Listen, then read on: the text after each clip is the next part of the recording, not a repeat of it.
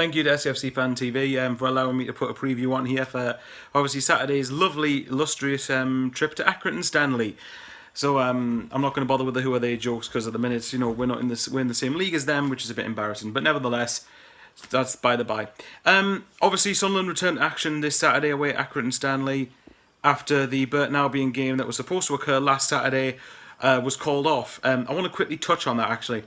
As far as I'm aware, did we not sign Lee Burge in the summer to stop these postponements, these constant postponements that did hit us last season towards the end? And then the first opportunity we have was we postpone it.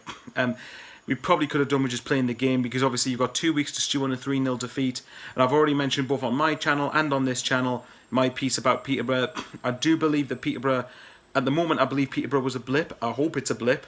I don't begrudge Jack Ross too much with the team that he put out against Peterborough because you look at Leadbitter and Power. I think in a game of that magnitude, away at a good side, which Peterborough undoubtedly are for this league anyway, but obviously we're only talking in context of League One here, they're a decent side, and to come away from them getting beat wasn't a shock. Getting beat 3-0 was, however, and as I said before, I didn't think the game was even up until the second goal, and then once the second one went in, apart from one chance McNulty had, which he should have buried, but nevertheless, of course, he didn't.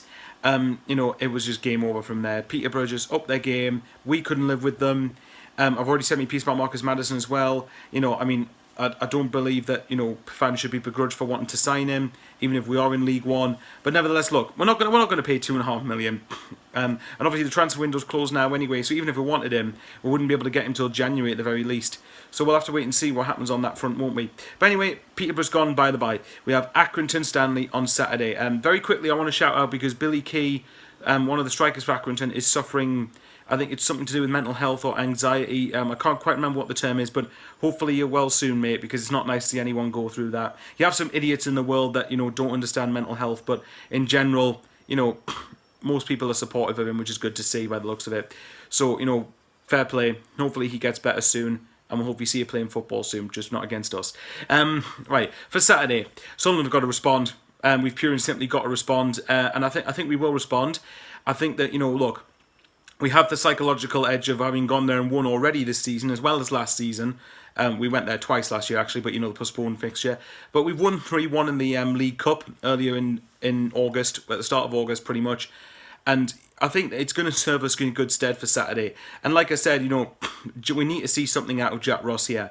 And this is the thing. This is the team selection. Now, this is going to be a very hard thing to do because Charlie Wyke suspended, obviously. McNulty, while he did obviously come on and start against Peterborough, you could tell he wasn't up to match fitness, but that's going to happen when you've been out injured for a good few weeks.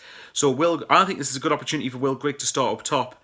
It's a very good opportunity because Accrington will probably be a bit leaky in defence, and this is a chance for Will Grigg to get some goals. I mean, if you look when Grigg came on a couple of weeks ago against Wimbledon, if you look at it when he came on against Wimbledon there, the way that he just skinned about 2 or 3 of their players in one go in their penalty box and then missed a shot that fired wide, that was proof that Will Grigg's confidence. I'd like to hope that's Will Grigg's confidence coming back.